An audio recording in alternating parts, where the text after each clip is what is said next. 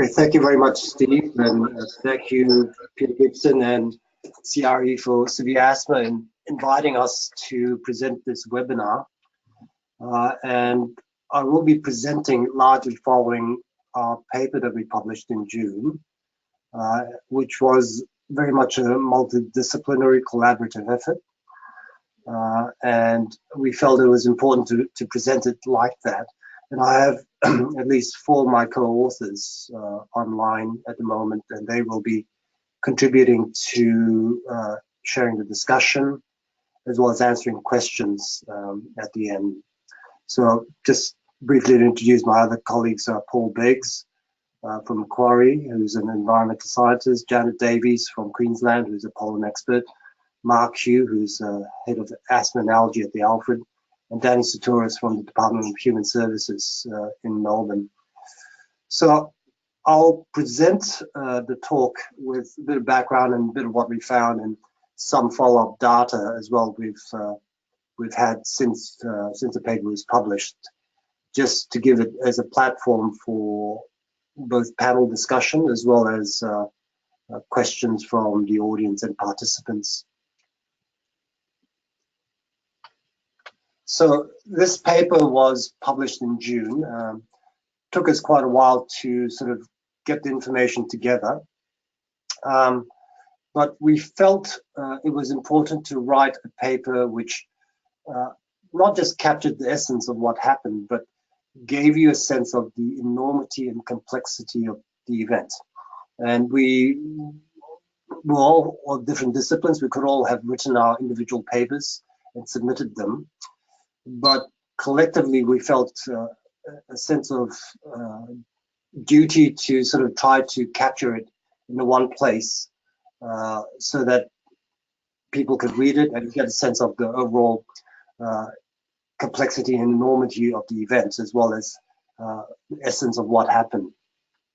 So I'll give you to read that paper in detail, where you can download it as a free online access from the reference above.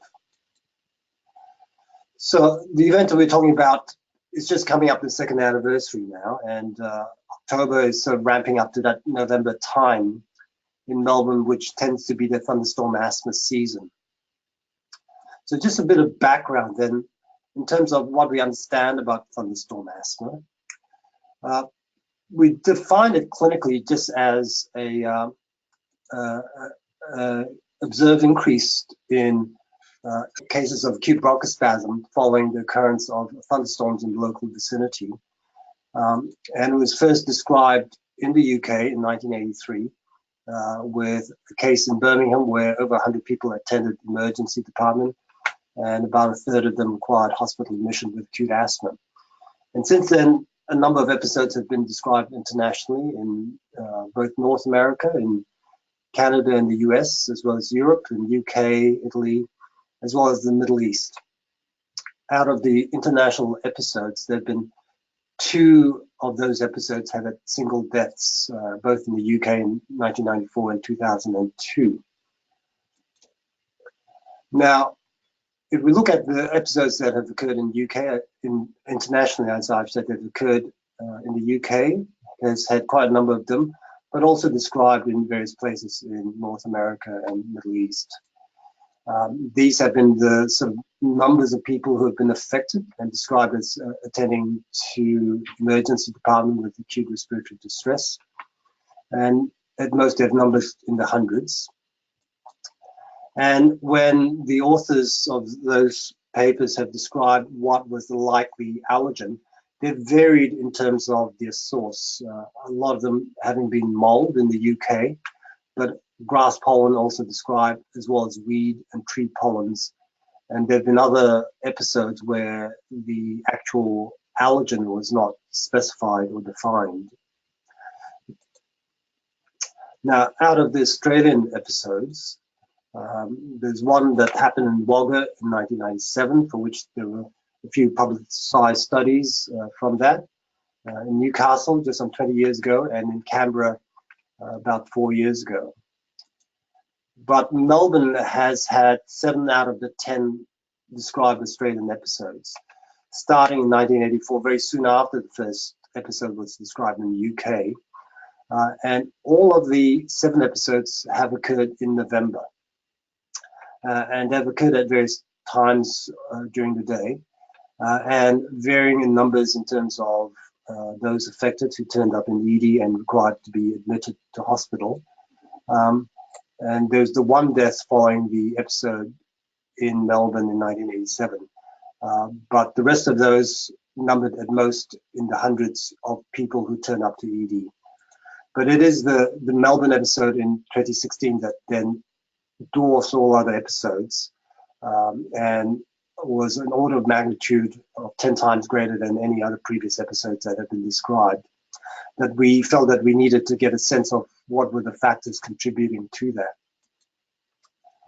So just to acknowledge that this paper came out of Newcastle, which is where most of you are sitting listening to this presentation, following the episode in 1998, paper that's been done in Newcastle, documenting that there's eosinophilic activation with increased sputum eosinophils, eosinophil cation protein, and interleukin-5 in those people with thunderstorm asthma compared to controls who presented to ED. So what we understand to date in terms of the research that's been done is that the environmental factors that predispose to thunderstorm asthma, there requires to be a high concentration of an air allergen. And in Australia, it's been predominantly, if not exclusively, ryegrass pollen. Now, there's a characteristic about ryegrass pollen is that they are granules which are about 30 microns in size when they're released from the grasses and they're windblown. But when they come into contact with rainwater, they rupture, releasing these very fine starch particles, which bear the allergen, which are then respirable to lower airways. And there's another characteristic which has been described, which is those of thunderstorm outflows characterizing these thunderstorms, which then bring these respirable allergens down to the ground level. So these outflows are basically characteristics of certain types of thunderstorms where there's cold air that's sucked up into a cloud, and then there's a downdraft, and then an outflow which pushes air in front of the thunderstorm. And these outflows have been described in this paper that's published by Guy Marks following the Wagga episode, where he did analysis of ED presentations with acute asthma in the vicinity of thunderstorms.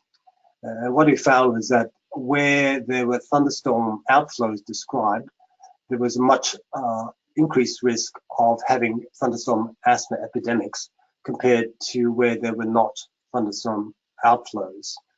It's still not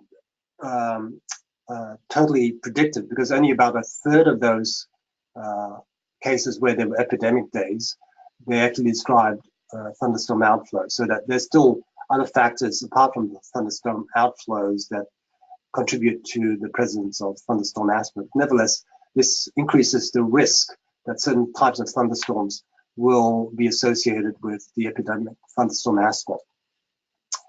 We also know about individual susceptibility factors, that you need to be sensitized to air allergens, a history of allergic rhinitis, which then is an indicator of sensitization to the air allergen, as well as being a predictor of having asthma and increasing the risk of asthma exacerbation.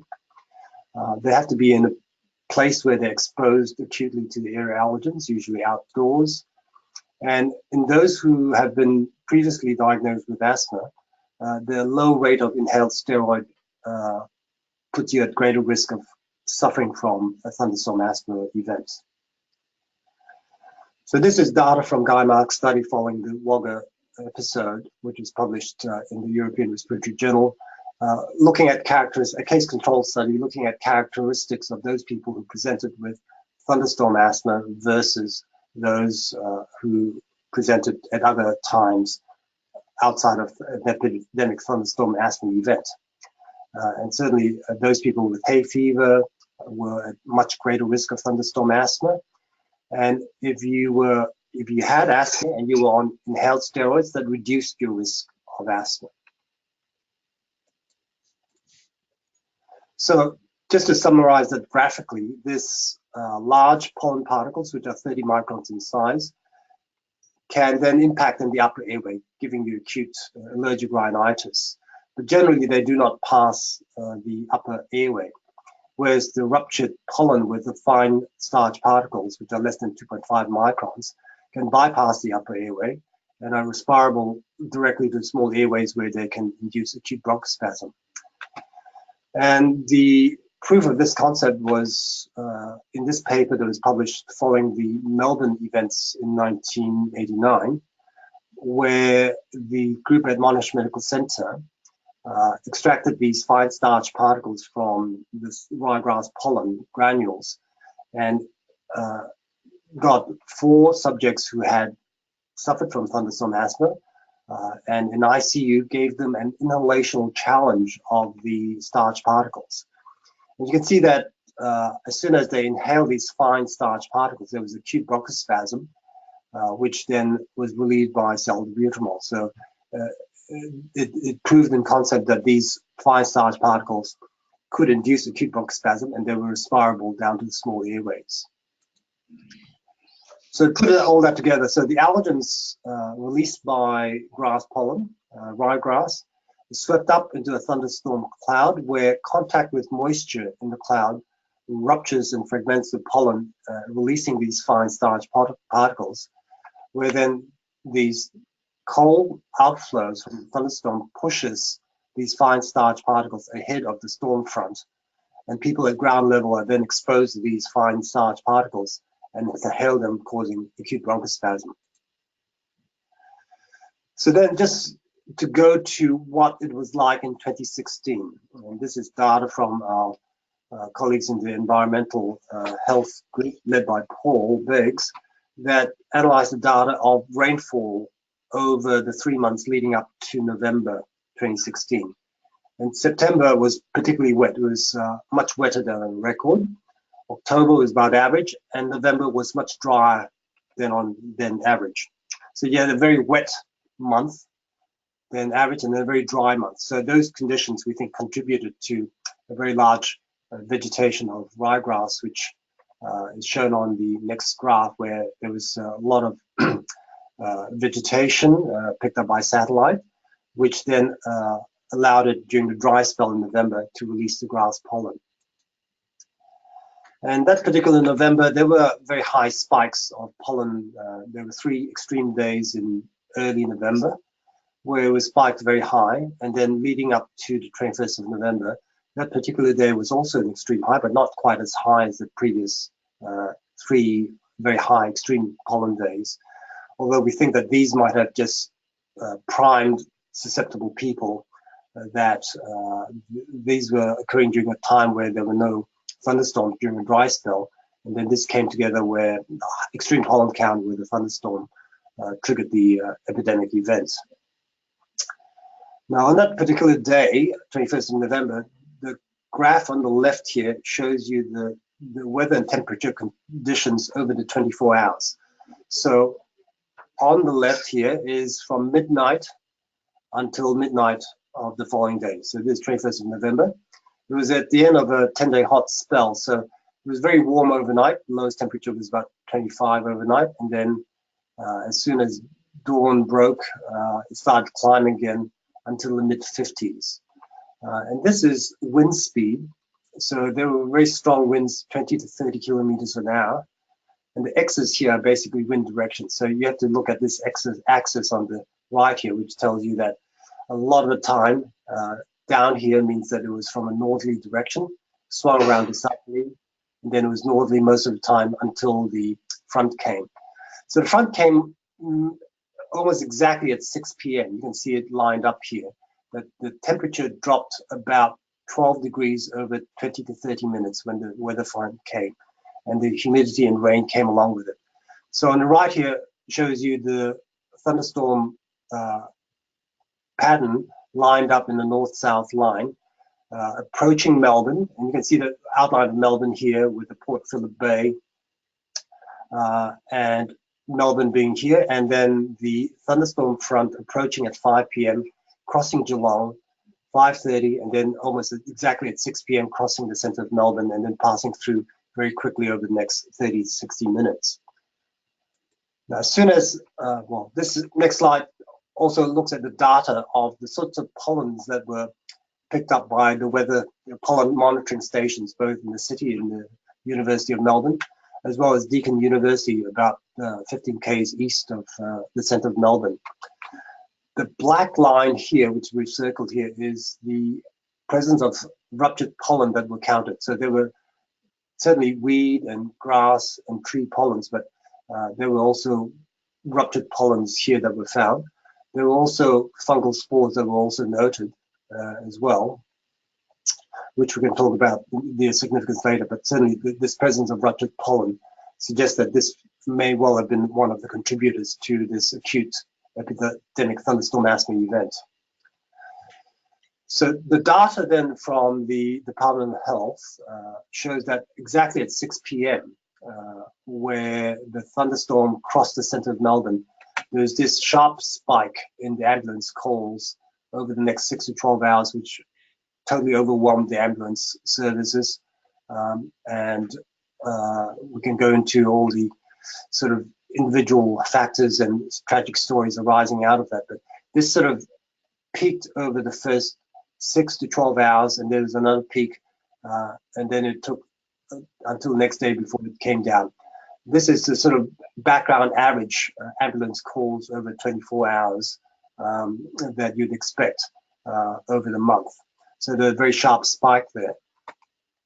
And then these were the data from the emergency departments in terms of people presenting with respiratory system symptoms, which were triaged accordingly. So again, lining up exactly at 6 p.m. when the thunderstorm crossed Melbourne, lining up exactly with the ambulance calls.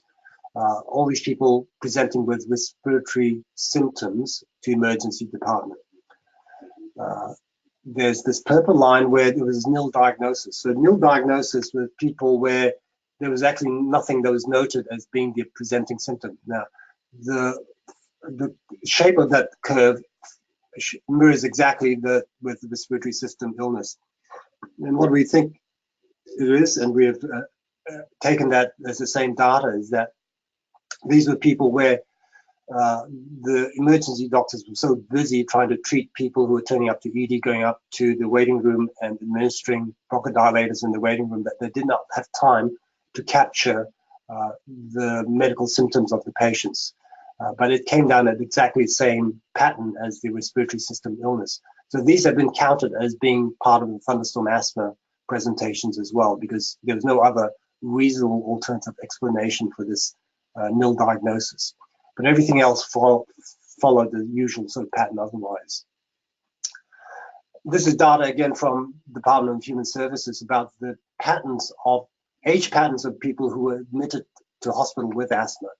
The average is the dotted lines at the bottom of males and females, which shows a U-shaped curve generally of people very young, young children, infants and preschoolers, as well as older people presenting with acute asthma and being admitted to with acute asthma.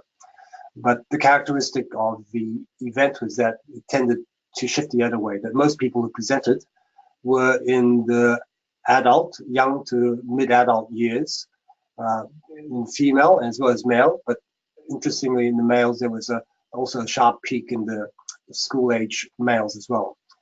And just comparing that 2016 events and the spike of the ED presentations compared with two previous events of thunderstorm asthma in 2010, 2013, it again dwarfed the two previous events in terms of magnitude. So this is the official data that 3,500 excess presentations to Melbourne Public Hospital EDs over a 30-hour period, which is about 7 times what we would expect. And there were nearly 500 asthma admissions to public hospitals, which is about 10 times what we would expect. Now, these numbers do not include people who were who presented to private hospital EDs, as well as people who presented to pharmacies, as well as general practices with acute respiratory distress. so that estimates of up to 10,000 people or more being affected is not excessive. There were 35 ICU admissions out of those who were admitted, and this is the average age, slightly greater male preponderance. All of those who were admitted to ICU had previous diagnosis of asthma, but only a third of them were on inhaled preventers. Again, I'll talk about the data of people who were born overseas and being of Asian or subcontinental origin. 5 of those 35 who were admitted to ICU eventually died from hypoxic brain damage. The other 5 deaths were out of hospital deaths before they even got to ED. And the data from the ICU was that this was a very striking, sharp peak in November. So this is all asthma over 2016 as an average, and there are sort of peaks and troughs. But that particular day had this very sharp peak out of character for the rest of the year. Now, we were involved with then trying to, in the aftermath, trying to get a sense of who are all these people who have presented to ED, and what was their background, and what what was their asthma history and respiratory history. So, in a coordinated, collaborative way, we in 8 of the health services decided to use a standardized questionnaire and try to contact, with a lot of help from medical students, the people that were identified in ED as having thunderstorm asthma, because there's no other reasonable alternative explanation for their symptoms, excluding any other causes that they might have unfortunately presented on the same night with, either COPD exacerbation or pneumothorax or pleurisy. And all these had to individually go through each individual record and make sure that they were probable or likely to be acute epidemic thunderstorm asthma. We tried to contact all of them, and eventually we were able to contact 1,435 of these people and tried to analyze their sort of demographics as well as their background history of asthma. So essentially, the people who presented to ED, average age was about 32, and slightly greater male preponderance. Nearly 90% of them gave a history of rhinitis, which was at least moderate to severe, but 57% of them said that they had never previously been diagnosed with asthma. And after 43% who said that they had a previous diagnosis of asthma, just under 2/3 of them said that they had symptoms of asthma within the last 12 months. So 28% overall of all the people who presented to ED had asthma diagnosis as well as symptoms within the last 12 months. The relevance being that it is only that these 28% that might have been likely to at least carry a bronchodilator or inhaler. And of those who said that they had symptoms within the last 12 months, 68% were either not prescribed or not prescribed inhaled steroids, or using it less than 5 days a week. We asked them the question, where were you born? Were you born in Australia? And just on half of them were born overseas. Then we asked them the question, how do you identify yourself ethnically? Because there was an impression that a lot of the people who were in ED were not of local origin, local birth, or at least the sort of Caucasian Australian. And when we sort of pulled the data together, people who said they were Chinese, Vietnamese, Asian, or Southeast Asian, as well as the people who were of Indian or subcontinental origin, that as a combined figure turned out to be about 39% of the people who presented to our EDs. Now, it just so happens that 3 months before November 2016, we were all obliged to fill in this census questionnaire about how do you identify your ancestry. And you can tick one of these standard boxes, or you can write free text as to what you identify your ancestry as. And in July 2017, the ABS released the data, and we were able to query it for the health services, that the population in the health services where we had data on ED presentations. Basically, if you answered any of these as free text, we class as Asian. Any of these as free text, we class as Indian. And when we combine that, just under 25% of the population, resident population in those health services were of Asian or Indian origin. Of the 10 people who died, these ones were the pictures where the families' stories were in the public media. Very tragic stories of young people dying very suddenly of asthma. We can see that one of them is of Indian origin, another one is of Asian Chinese origin. But we know that the 4 whose families did not consent to reveal their identity were investigated by the coroner, and all of them were of Asian origin, Asian Singaporean, Asian Chinese, or Asian Vietnamese. So at least 6 out of the 10 of those who died were of Asian or Indian origin. So when we asked our statistician to look at that and do some statistics on this, we asked if the resident population is 25% Asian or Indian, what are the chances that 39% would of the people who presented to ED would be of Asian or Indian origin? And what's the chances that 6 out of 10 people who died were of Asian or Indian origin? And this was highly significant in terms of the relative risk. So this was also consistent with other data sets where the hospital admission from the Department of Human Services showed that people who were born overseas were much more likely to be admitted to hospital. And people who, there was also increased proportion of people from India, Sri Lanka, and Southeast Asia. And the ICU data also showed that the Asian or subcontinental patients were much more likely to have a cardiac arrest. Mark Hugh, and I'll get him to talk on this later, has done further analysis of the people who were actually admitted to hospital. And in this graphic, which is a graphical abstract published in the issue of Allergy recently, shows that this is data I've already presented, that this is the background prevalence of current asthma, people of Asian or Indian origin or rhinitis. This is the data from our emergency department cohort about the risk of having current asthma or being of Asian or Indian origin and rhinitis.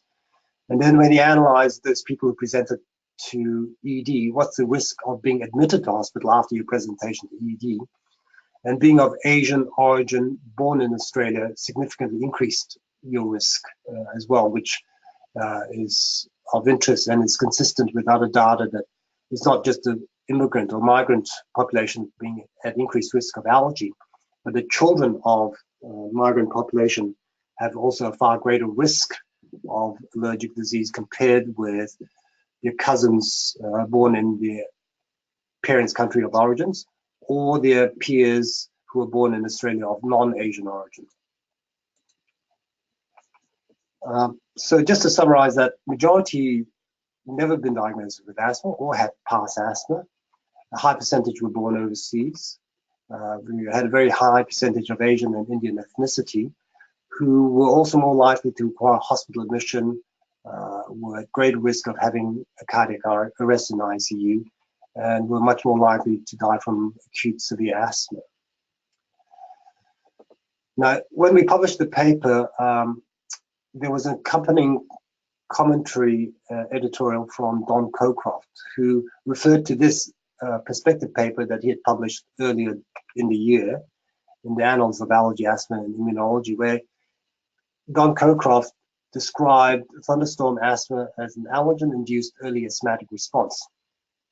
So we were interested in following up the patients, because if you have an acute allergen challenge, you have an acute early asthmatic response, but the dose of allergen that you receive puts you at risk of a late asthmatic response. And we know from clinical data or research data that the larger the dose of allergen that you're challenged with, the more likely you are to have a late asthmatic response. So this was an experiment where people were naturally challenged with a massive dose of allergen. And what's the likelihood that they will have persistent symptoms, or was this a once-off bronchospasm that they recovered from? So we did a 12-month follow-up where possible of those people who presented, and only a number of health services were able to take part in this study. And on average, we followed up about 60%, or just over 400 of 772 people where we had baseline data from. Very similar demographic and age of as to the original cohort. And we asked them the question, on average, in 1 year since the event, how frequently have you had asthma symptoms, which is wheezing, cough, shortness of breath, chest tightness in the last 12 months? And this is the distribution of those symptoms in that cohort of patients. So about a fifth of them said that they had no symptoms over the last 12 months. And just under half said that they had some symptoms, but it was not very frequent, maybe up to once a month. But these two cohorts, these two slices of the pie, between once a month and once a week, or greater than once a week, suggested there was still quite a fair proportion, up to a third, who had symptoms more than once a month, and some of them even more than once a week. And when we broke it down and analyzed it according to what their baseline classification was, so we were interested in people who had never been previously diagnosed with asthma, which was the 57%, that they had never had a previous diagnosis of asthma. In the year following, what was their symptomatology like? And it's a very similar pattern, that they might be up to a fifth or a quarter that were asymptomatic. About half of them said that they had symptoms, but up to once a month. And then nearly 30% of them said that they had quite frequent symptoms, more than once a month, and some of them even more than once a week. And of concern also is that even those who had persistent symptoms more than once a week, about two-thirds of them were not, about a third of them were not prescribed a preventer medication.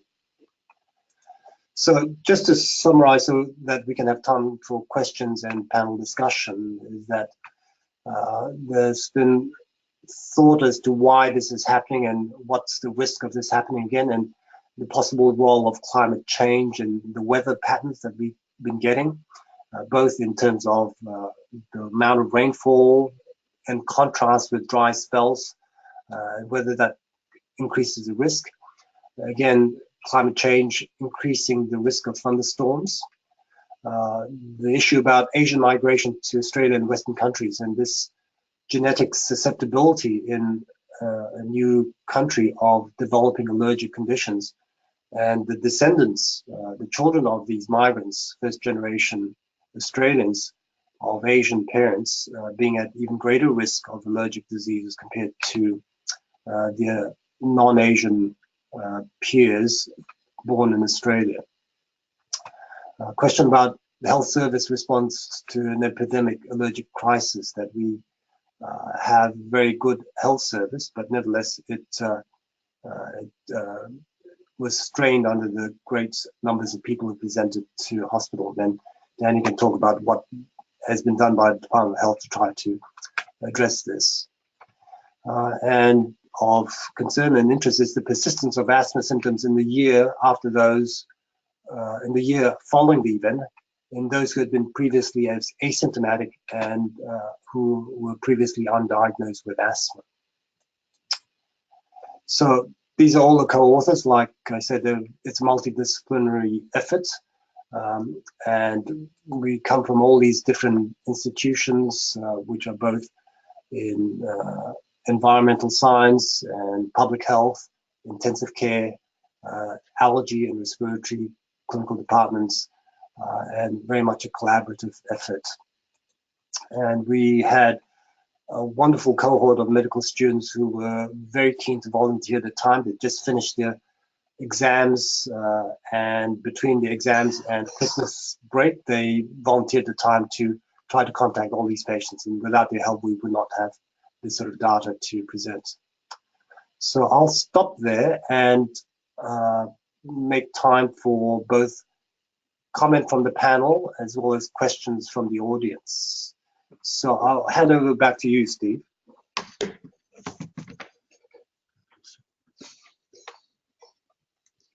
Fantastic. Thank you very much, Frank. Maybe, Frank, do you want to go back a couple slides and just display the points for discussion throughout this section? Yes, let me get back to this. And again, I invite the online audience to input any questions they may have into the software question panel. As well, I'd invite the panelists to turn on their microphones and webcams if they'd like to.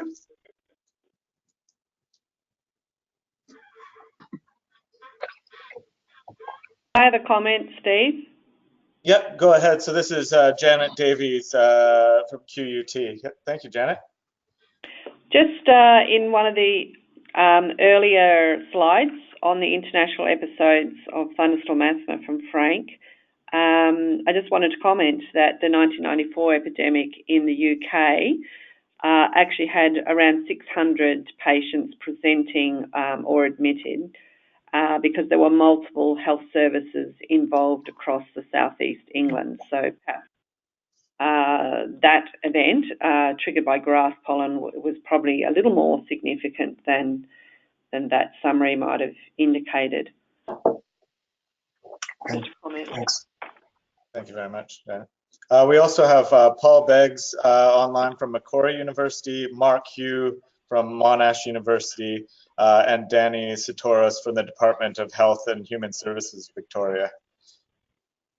I got a question online here from Peter Warwick, who apparently is not coming upstairs from his office.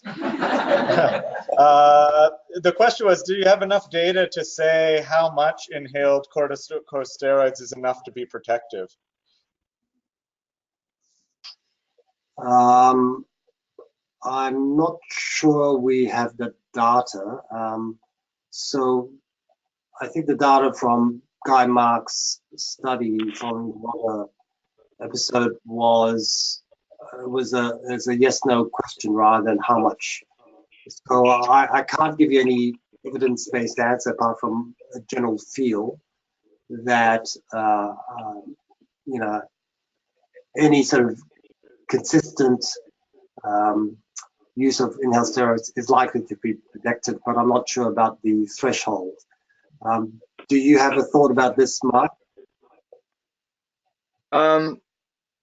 Frank, I think there is some very indirect data from Mike Sutherland's group at the Austin when they compared their severe asthmatic patients against the patients who came in with thunderstorm asthma. None of the severe asthma patients had an exacerbation that required oral corticosteroid increase. And that suggests that ICS is protective. Most of those patients would have been on maximal dose inhaled steroids. So it doesn't really answer Peter's question, I don't think, but that's some indirect data telling us or supporting the previous case control data that it's protective. I wonder whether there's any information from Helen Reddle's paper in MJA around the number of prescriptions filled for asthmatics that might sort of address this. Peter Gibson? Will it happen this year? And what's happening in Victoria to manage future events? Were you able to, could the mic pick that up, or would you like me to repeat? So the question was, I think I heard that. Will it happen okay. this year, and what's Victoria done? Yep. I guess it's very difficult to know if it's going to happen this year. Hopefully not. Certainly the environmental changes that happened in 2016, as in the lots of water and then some nice sunny weather, hasn't happened. And we know that when there was drought period in Victoria, the pollen levels were low and there were no epidemic thunderstorm asthma, well, very few events, none of these big events. So a drought seems to be protective in a perverse way.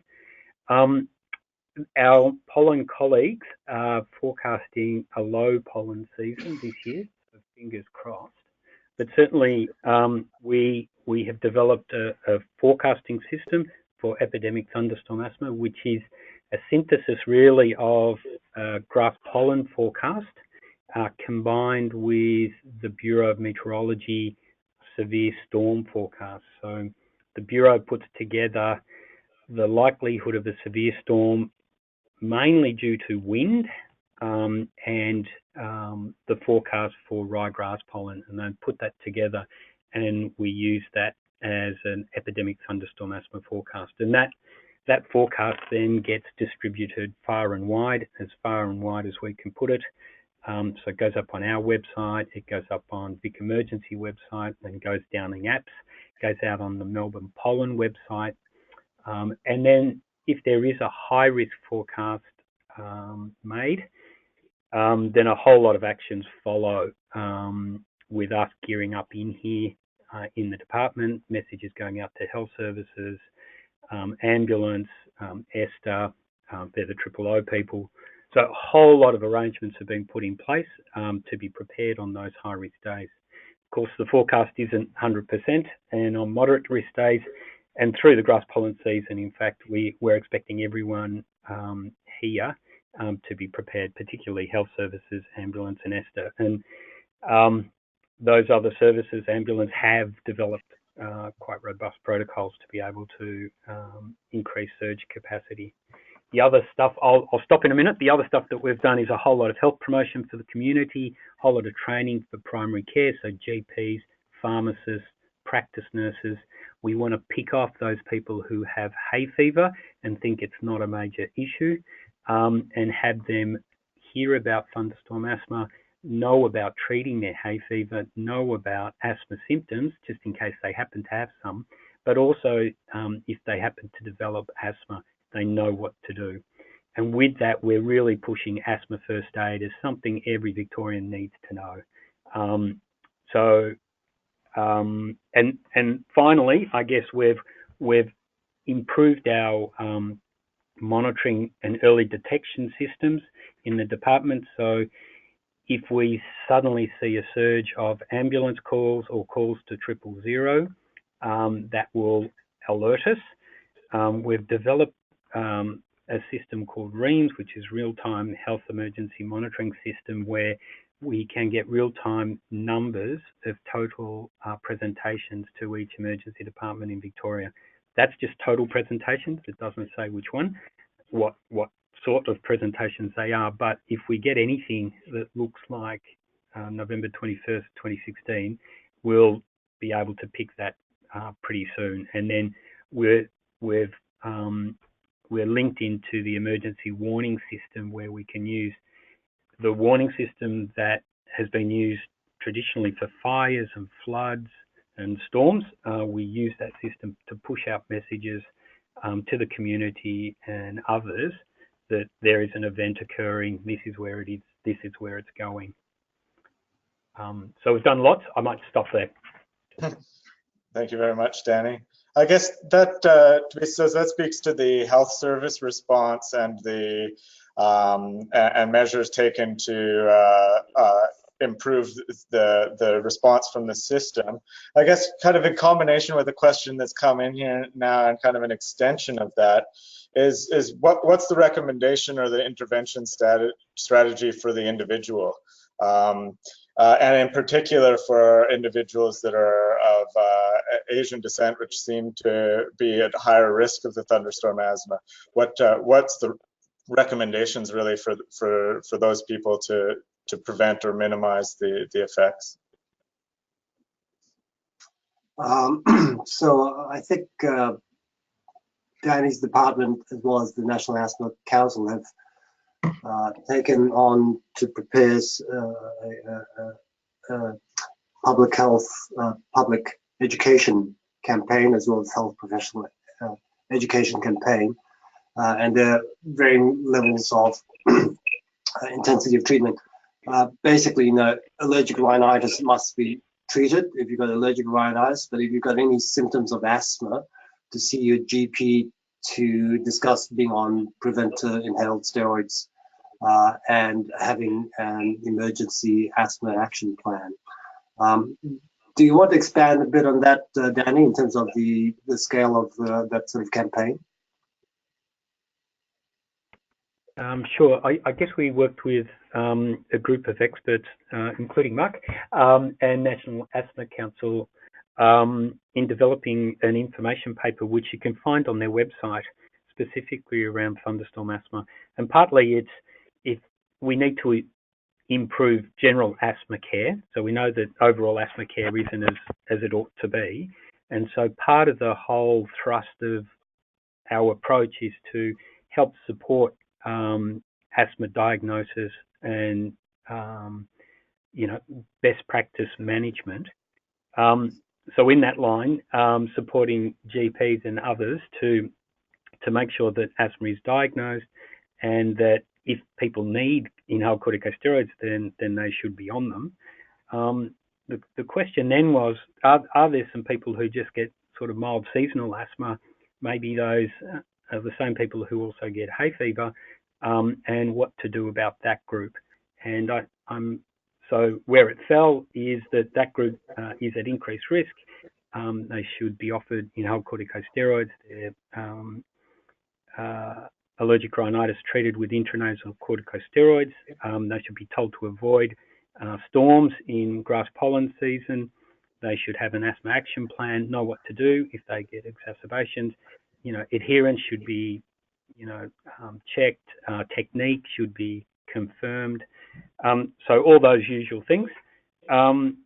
If people just have, they may have had asthma symptoms maybe in 2010, and lo and behold, 2010 was another big epidemic day. So actually trying to encourage clinicians, GPs to think about, well, what happened previously? Were you ever out in a storm and you developed asthma symptoms? Because perhaps it is that it will be these people who get maybe infrequent asthma seasonally. Maybe there's a message in that, and certainly sitting in the coroner's court, it was interesting that people who unfortunately were the focus of the inquest actually had more asthma exacerbations in springtime. So that pattern seemed to come through. Okay, it was only 10 cases, but important. For those people who just get seasonal allergic rhinitis, it was about informing them that they're at increased risk, that they should avoid the storms in springtime, to treat their allergic rhinitis, and don't just leave it up to the pharmacist to give them some antihistamines, but think about intranasal corticosteroids, to know about asthma first aid in case that happens.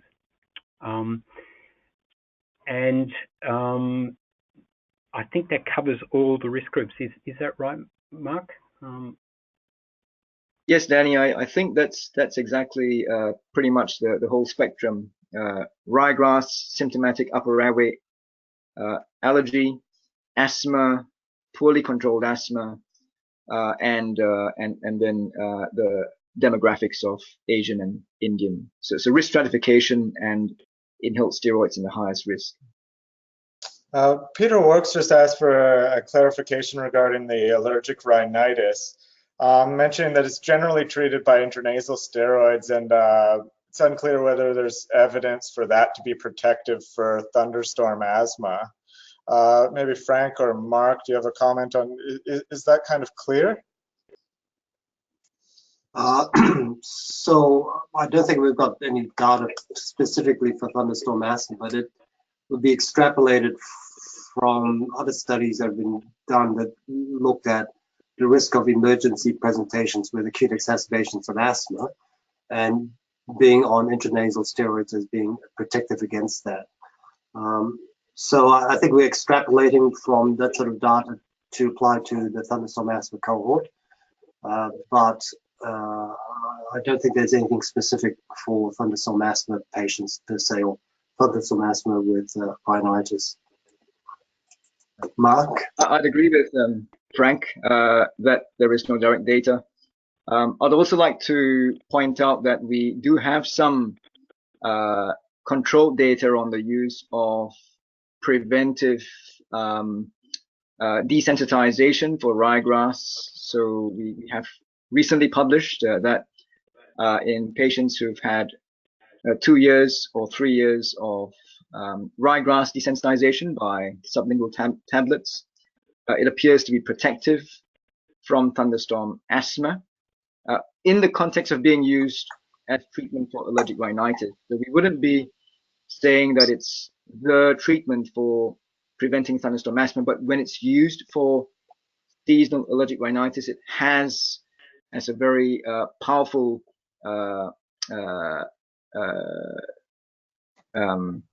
if you like, a bystander effect. It also protects from thunderstorm asthma. Great. Maybe could I get Paul to just speak to the environmental science aspect of this, and maybe in relation to the climate change point there of do we know where is this going, and what do we do? Okay, yeah, it's nice that Frank has sort of raised the climate change angle. I suppose, you know, the climate change angle is underlying all of the seasonal and meteorological factors that Frank has already talked about. We've got a lot of evidence now that climate change may be increasing the amount of pollen for various species, changing the seasonality of the pollen season as well, and possibly even changing the allergenicity of various pollen types. We don't have enough data for Australia at the moment to know whether that's really happening here, but I think that's one of the things we need to keep in the back of our minds, that it may have been a contributing factor to the magnitude of the event. Fantastic. Yeah, I could Ben. make a comment on that as well. In terms of the timing and the period of the thunderstorm asthma events that have happened in Australia, they tend to happen a couple of years in a row and then 6 or so years apart. That may be coinciding with those La Nina, El Nino cycles. And as Frank indicated, it does seem to associate with those seasons when there's a large rainfall preceding in the 3 months before springtime. So I guess if we are seeing a shortening of the climate cycles, or the gaps intervening climate cycles, which has been reported, then these kinds of seasonal events may be occurring more rapidly. Ben. I'm thinking about this from a general practice perspective, more preventive things that could be done and rolled out on a large scale. It seems like an inhaled corticosteroid is the only one that we could do for hundreds or thousands of people. So the question is, how long before the exposure would you have to take your single dose of inhaled corticosteroids to expect it to work?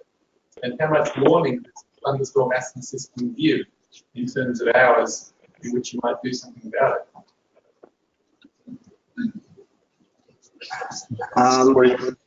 Were you able to hear that? Yeah, so the question was how much inhaled steroids and how long for in order to be protected, which is similar to what Peter's question was before. I don't know whether we have an answer to the question. We know that it's hard to get people who are not particularly symptomatic but maybe at risk to take a preventive medication. So, you know, my sense of it is any is better than nothing. But you know, in terms of how much and how we can get people to be actually taking it in a sort of regular, consistent way prior to thunderstorm asthma is the challenge. I don't know whether Mark's got some insights and comments you'd like to sort of share with that. Don't have any data to share, Frank, but we debated how much ahead of time people should be encouraged to start the ICS for the season. And we landed on the 1st of September because we felt that we have data that tells us that the protection conferred by ICS in asthma takes a number of weeks to have maximum effect. So we wanted about 2 months worth on board before the high risk period in November, but there's no data behind this at all. Peter Gibson, maybe one last question. Yeah, this is a comment. Oh. If Don Cocroft's right and it is an early asthmatic response, then his work suggests that a single dose won't protect against an early response. will protect against a late response, and you need at least a week's treatment of regular inhaled steroids to attenuate the early asthmatic response. Okay, it's a good point. Fantastic. Well, I think at this point I'll draw the seminar to a close. I'd like to thank Professor Frank Thien, as well as his collaborators that could join us, Mark Hugh, Paul Beggs, Janet Davies, and Danny Sitoros. And thank you for all those that logged in, as well as those who were here in person today. And join me in thanking all the panelists. Thank you.